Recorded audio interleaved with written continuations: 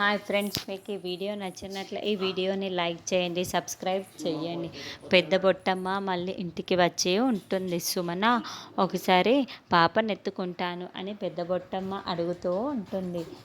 పెద్ద బొట్టమ్మ, నా పాపని ముట్టుకోకు, ఎత్తుకోకు అని సుమన అరుస్తూ ఉంటుంది. ఏమైంది సుమన, ఎందుకంటే తప్పేంటి అని పెద్ద బొట్టమ్మ అంటుంది.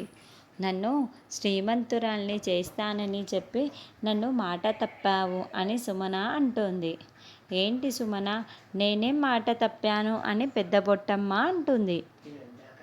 మరి నేనైతే ధనవంతురాల్ని కాలేను కదా అని సుమన అంటే, నైని పంచకమణిని తెస్తే నువ్వు ధనవంతురాలు అవుతావని చెప్పాను కదా అని పెద్ద బొట్టమ్మ అంటే, కానీ మా నయనక్క ఆ మునిని ఇది వరకు తీసుకురాలేకపోయింది అని నేను ధనవంతురాలిని కాలేకపోయాను అని సుమన అంటుంది.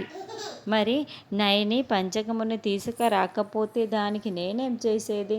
నేనైతే చెప్పాను కదా అని పెద్ద బొట్టమ్మ అంటే, అటుగా వెళ్తున్న నయని, విశాల్, విక్రాంత్, హాసిని, దురంధర అందరూ కూడా సుమన మాటలు వింటూ ఉంటారు.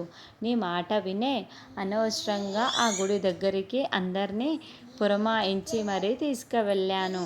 నువ్వు నన్ను ధనవంతురాల్ని చేస్తావని చెప్పడంతో నేను అనవసరంగా వాళ్ళని తీసుకువెళ్ళటమే కాకుండా విశాల్ బావగారికి తేలు కుట్టడానికి నా వల్లే విశాల్ బావగారు బాధపడుతున్నారు అని సుమన నోరు జారి మొత్తం నిజాలన్నీ కక్కేస్తూ ఉంటుంది.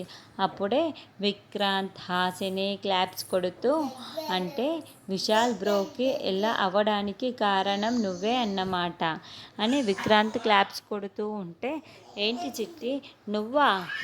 విశాల్కి ఇలా అవ్వటానికి కారణం నువ్వా? ఇప్పుడు బయటపడుతున్నావా అని హాసిని కూడా ప్రశ్నిస్తూ ఉంటుంది.